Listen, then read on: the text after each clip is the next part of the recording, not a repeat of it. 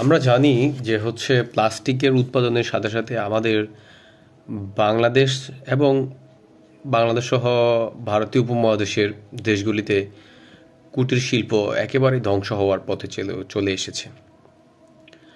তো আসলে এটা চলে আসলো কিভাবে? জিনিসটা 19 শতকের মাঝামাঝিতে যখন আলেকজান্ডার পার্কস প্লাস্টিক আবিষ্কার করেন, তখন আমাদের এই অঞ্চলে যে সকল পণ্য আমাদের পরিবার ভিত্তিক এবং পরিবারের সদস্যদের কোমল হাতে যে সকল ক্ষুদ্র ক্ষুদ্র পণ্য আমরা দেখতে পেতাম, সেই পণ্যগুলি আসলে প্লাস্টিকের পণ্যে রূপান্তরিত হয়েছে। এই যে প্লাস্টিকের রূপান্তর হওয়া, সেই প্লাস্টিকের রূপান্তরিত হওয়ার পর থেকেই সেগুলি শুধু উৎপাদন প্রক্রিয়ায় থেমে থাকেনি, সেগুলি দামের মধ্যেও এনেছিল বিশাল একটা পার্থক্য। সাধারণত আমাদের কুটির শিল্পের পণ্যগুলি একটু শ্রমঘন এবং নিপুণ হাতে তৈরি করা হয় বিধায় এগুলির দাম একটু বেশি হয়ে থাকে, এবং এগুলি দাম বেশি হওয়ার পেছনে আরও কারণ আছে, কারণ এগুলি স্বাস্থ্যসম্মত। কিন্তু আমাদের প্লাস্টিকের প্রোডাক্টগুলি একেবারেই দাম কম, খুবই সস্তা, এবং দেখতে অনেক সময় আমাদের পছন্দের রঙের মধ্যেও আমরা পেয়ে যাই, যার কারণে দেখা যায় যে এই প্রোডাক্টগুলির দাম কম এবং এদের গ্রহণযোগ্যতা বেড়ে গেছে। তা আসলে এই বেড়ে যাওয়ায় যেটা সবচাইতে বেশি ক্ষতিগ্রস্ত হয়েছে সেটা আমাদের পরিবেশের।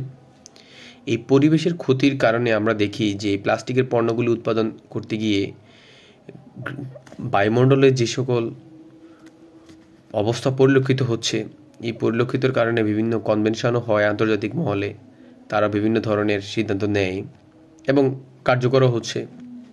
কিন্তু ভয়াবহটা আমাদের এই কুটির শিল্প ধ্বংস হওয়ার পরপরই আমাদের মাটি দূষণের পরিমাণ সবচেয়ে বেশি বেড়ে গেছে।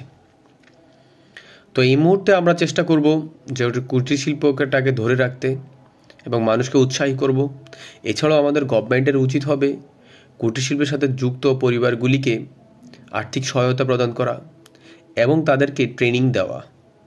আমাদের মহিলা উন্নয়ন অধিদপ্তর এবং যুব উন্নয়ন অধিদপ্তর যে সকল প্রজেক্টগুলি হাতে নেয়, সেগুলি আসলে প্রশিক্ষণ প্রদানের পর কতটুকু কার্যকর হচ্ছে, একজন মানুষ আত্মনির্ভরশীল বা উদ্যোক্তা হওয়ার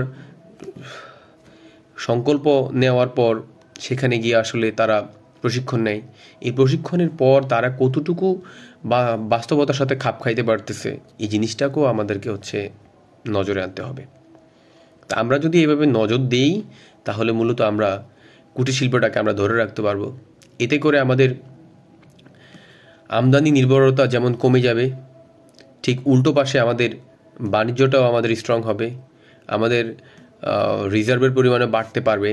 কারণ আমরা যখন আমাদের আমদানি নির্ভরতা কমে যাবে, তখন আমাদের এই সারপ্লাস প্রোডাক্টটা আমরা যদি বাইরে বিক্রি করতে পারি, তাহলে আমরা বৈদেশিক মুদ্রা অর্জন করতে পারবো। তো সর্বোপরি আমাদের সকলেরই উচিত এই কুটির শিল্পটাকে ধরে রাখার জন্য নিজ নিজ জায়গা থেকে চেষ্টা চালানো এবং এই শিল্পের সাথে জড়িত পরিবারগুলিকে আর্থিক না পারলেও মানসিকভাবে তাদের পাশে দাঁড়ানো। আল্লাহ হাফিজ।